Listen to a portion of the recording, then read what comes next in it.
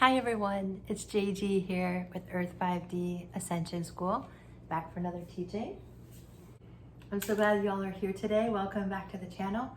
Welcome new folks who just found me. I'm so happy that you are here. We are going to be talking about human potential, our human origin, human history, right? Our human history is really an enigma, right? Our Earth has been here for billions of years. Our Milky Way galaxy has been here, I think scientists are saying 13 billion years. We've been here, the Earth has been here a long time, right? And there's so much controversy on how the Earth came about, the Big Bang Theory, etc. And you know, I'm not a scientist, so I'm not going to get into that. But I do want to talk about our DNA, okay? So our human potential is so underestimated, okay? And you can just experiment with this in your own life. And for some of you, I know that you are. So when you begin to understand your true potential as a human being, it blows your mind because we do understand that we are creator beings. And a lot of you are learning that. You're learning that you are a creator being. Now, when we're talking about DNA, and we're talking about coding in our DNA, we have 2 strands of DNA currently. And spiritually, there's a lot of religions, including the Hindu religion, that believes that we started out with 12 strands of DNA. And with 12 strands of DNA, we had all of these gifts, right? All these abilities to see sacred geometry and all these abilities to hear and see things that are beyond our 5 senses. And a lot of times when we're ascending, right, which I talk about a lot, we are getting in touch with these larger sets of skill sets and abilities that we have that have been dormant. And so many of you are literally getting an energetic upgrade. So when we talk about human potential, we talk about our planet, how long we've been here. We're looking at what I would suggest is recovering ourselves, not exactly reinventing ourselves. I feel like we're recovering what we used to be. And a lot of you, I talk about how I feel like we are gods and goddesses, and that we literally are these creator beings that can create our reality using thoughts, using our minds, our beautiful minds, using our senses that are well beyond our 5 senses, all the claircognizant, clairaudient, clairsentient, right? We don't know how to explain these things, but I do believe that they were part of our DNA at one point in time in human history. Now, human history is very fragmented. Human history is very fragmented because civilizations have come and gone. There's been great global cataclysms like floods and ice ages and destruction, right? And during the time, human history was lost. And so we're constantly, I feel like civilizations are constantly being rebuilt on civilizations and civilizations. And if you look at some of the work by like Graham Hancock, there's many others who are, even Matt LaCroix is one of my favorites right now. These guys are talking about who we are and who we used to be. And right now it is vital to remember that, to remember who we are and recover who we used to be. So these days, DNA work had just began like in the early 19th century. 98% of our DNA right now is non-coded DNA. Only 2% of it has code.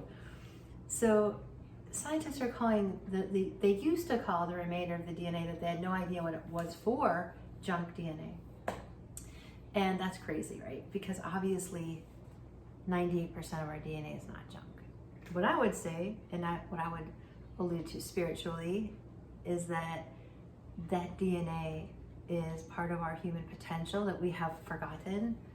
And so you're going to start to see this resurgence of talking about 12-strand DNA and talking about our human potential, because we're at a point right now in our lives where we can fully access all of our spiritual talents and gifts. And so I would really ask you guys to get curious and to really begin to go out there and read about our human potential. Go out there and read about the law of assumption.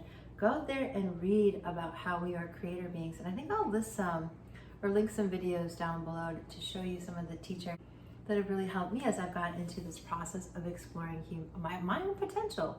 So early in the 1900s, there was a movement called the New Thought movement. It's a spiritual movement.